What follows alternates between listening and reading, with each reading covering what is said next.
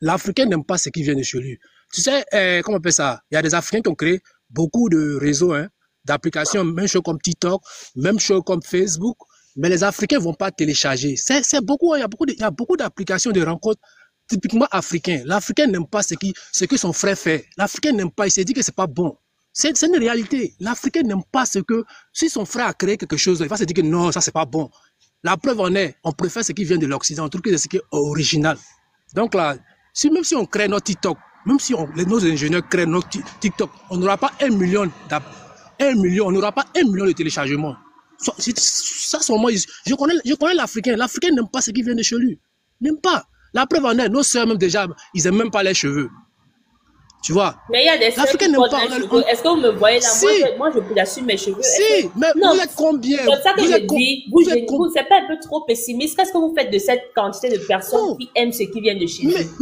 Mais quand tu vas dans une manifestation africaine, surtout en Europe, si tu vas dans une manifestation africaine, 90% des femmes ont des perruques. Ça, c'est pas faux. Ça, c'est pas faux. C'est à vérifier. La réalité est là. La réalité est là. On est l'un des peuples les plus complexés de ce monde. L'un des peuples les plus complexés du monde, là, c'est nous. On est toujours prêt à s'accrocher à la tradition, à la mode des autres. Comme un Africain, tu vas porter une tenue africaine, il va te dire non, c'est une tenue traditionnelle. Pourquoi c'est une tenue traditionnelle? C'est pas une tenue traditionnelle, c'est la mode africaine. Ce n'est pas une tenue traditionnelle. Donc je reviens sur le sujet concernant les Libanais. Aujourd'hui là, même si l'Europe, on fait un changement, tous les Africains quittent l'Afrique et viennent en Europe, et tous les Européens quittent l'Europe pour aller s'installer en Afrique. Nous les Africains, on va nager encore pour les rejoindre en Afrique. Tu sais pourquoi? Parce qu'on a un peuple très envieux, on a un peuple, on manque de confiance en nous. Je ne sais pas si c'est la colonisation ou bien c'est le passé qui nous fatigue, mais on est un peuple, on manque de confiance en nous. C'est ça qui nous fatigue. Je ne sais pas si c'est moi, mon cas, je dis c'est la religion. C'est les religions qui font que l'Africain est devenu un être émotionnel. On est trop émotionnel, on n'est pas réaliste.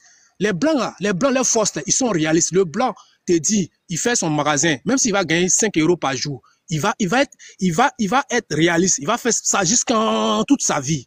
Mais le noir là, dès qu'il ouvre une activité, les premiers mois, si ça va pas là, tu vas voir, il va fermer.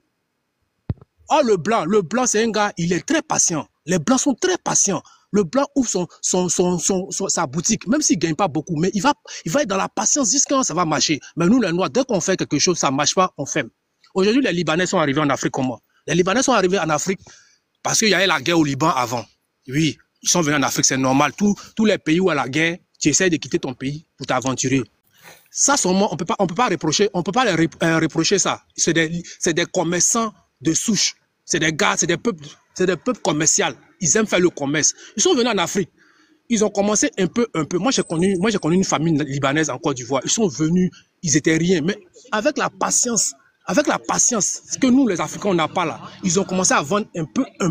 Aujourd'hui, ils ont créé un empire industriel aujourd'hui. Pourquoi? Parce qu'ils sont patients. Mais l'Africain n'est pas patient. L'Africain aujourd'hui, quand il investit là, il veut ce but là, ça n'a qu'à devenir milliard en même temps. Lui, il veut, dans les médias, l'Africain est comme ça. C'est ça qui nous fatigue. Même nos hommes d'affaires qui ont l'argent, les Africains qui ont vachement l'argent là, il faut les voir dans quoi ils investissent. Regarde dans quoi ils investissent. Regarde. Tout le monde dans l'immobilier, l'Africain, tout le monde dans l'immobilier. Mais c'est pas l'immobilier ne développe pas un pays. L'immobilier ne développe pas un pays.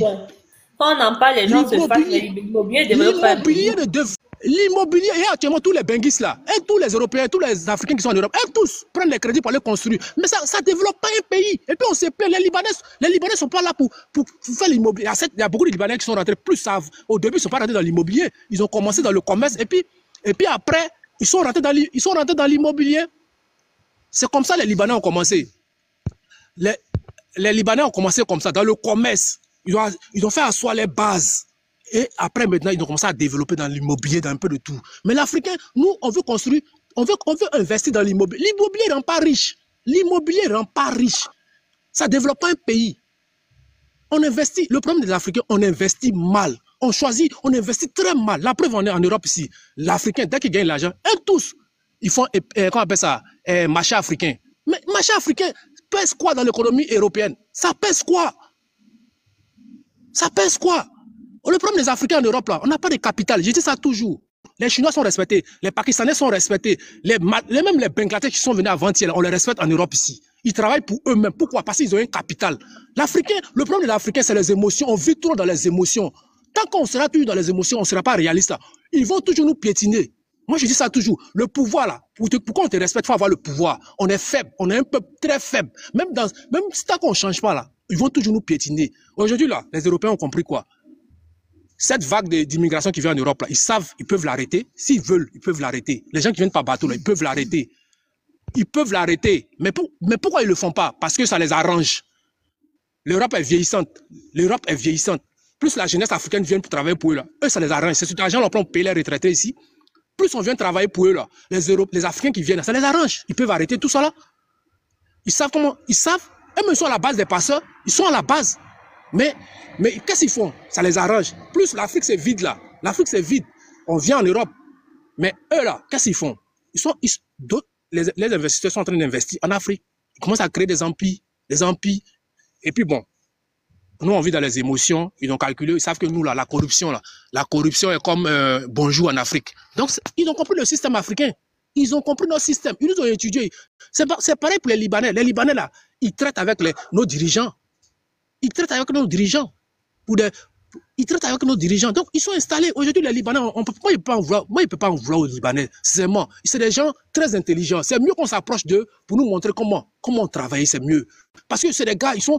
Je dis pas qu'ils sont intelligents que nous. Leur secret, monsieur, un mec bien. Parce que les Libanais, quand ils sont dans un rapport de travail avec les Africains, ils les prennent comme employés. Vous pensez qu'ils vont vous montrer aujourd'hui, leur secret? Non, aujourd'hui, avec les générations, il n'y a pas un Libanais qui est métissé. Il n'y a pas un Libanais qui n'est pas métissé dans beaucoup de pays africains. Ils deviennent encore, tu vois, plus ces métis là, ça fait qu'ils ont une partie de eux dans nos pays. Donc ça fait qu'ils sont obligés de s'ouvrir. C'est pareil pour les Chinois. Oui, les Chinois commencent à se métisser en Afrique, surtout au Congo. Donc ils seront obligés. À cause de leurs enfants, ils seront obligés. Tu comprends? Les Libanais commencent il y a une ouverture. Le problème de l'Afrique, c'est quoi? C'est que nos États ont un problème avec nos gens, comment on appelle ça, les riches. Les riches, comment on appelle ça, les plus riches, les gens nantis en Afrique. Aujourd'hui, en Côte d'Ivoire, comme ça, je prends un exemple de la Côte d'Ivoire, le Sénégal, comment on appelle ça, le groupe Carrefour, Decathlon, ils sont installés là-bas. Mais qui les permet ça? C'est nous-mêmes, on les permet. C'est pas eux. Nous, c'est eux qui proposent. C'est nous, on les propose de venir s'installer. Hein. C'est pas eux qui s'élèvent.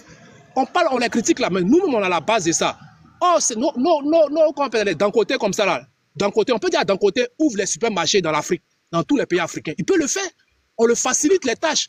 Il ne paye pas de taxes, il ne fait rien. On peut faire ça. Dans un pays où il y a au moins 10 personnes qui sont riches là, on peut dire, bon, les 10 personnes qui sont riches là, ouvrez les centres commerciaux dans tous les pays africains, moi, dans le pays. Ils le feront. Ils le feront. On doit alléger, c'est-à-dire on doit faciliter la tâche à nos hommes riches de développer l'Afrique. Mais au contraire, on les complique. Mais bon, en Afrique aussi, les hommes riches là, eux tous sont les politiciens. C'est ça le problème de l'Afrique. C'est pas comme dans les pays européens, les hommes sont riches de génération en génération. Mais en Afrique, là, les gens qui sont riches là, la majorité font la politique. Mais quand tu fais la politique et puis tu es riche là, ça peut pas marcher. Le problème, c'est notre mentalité. Il faudrait qu'on change notre mentalité. La mentalité africaine, c'est pas fait pour aller en avant. C'est pas fait pour aller devant. C'est pas fait. Le problème, on casse se revoir. Même nos gens qui sont en Europe, qui ont l'argent. En Europe, on a quoi comme capital? On n'a rien. On a pour les Blancs se foutent de nous là. On n'a rien. On est là pour travailler pour eux seulement. On n'a rien. On n'a rien. On crie, on crie, on a la grande gueule, c'est tout. Sinon, on n'a rien. Ils vont toujours nous dominer. Parce que tant que tu n'as pas le pouvoir, tu seras dominé. C'est tout. Concernant les Libanais là, c'est à nous, nos dirigeants, de savoir comment faire avec eux. Je prends le cas. Voilà, je vais chuter sur ça. Comment on appelle ça, dans les pays arabes, comme au Koweït, les autres là, pour investir à Dubaï comme ça, pour investir, il faut un national. Pourquoi on ne fait pas ça? Pourquoi on ne fait pas ça?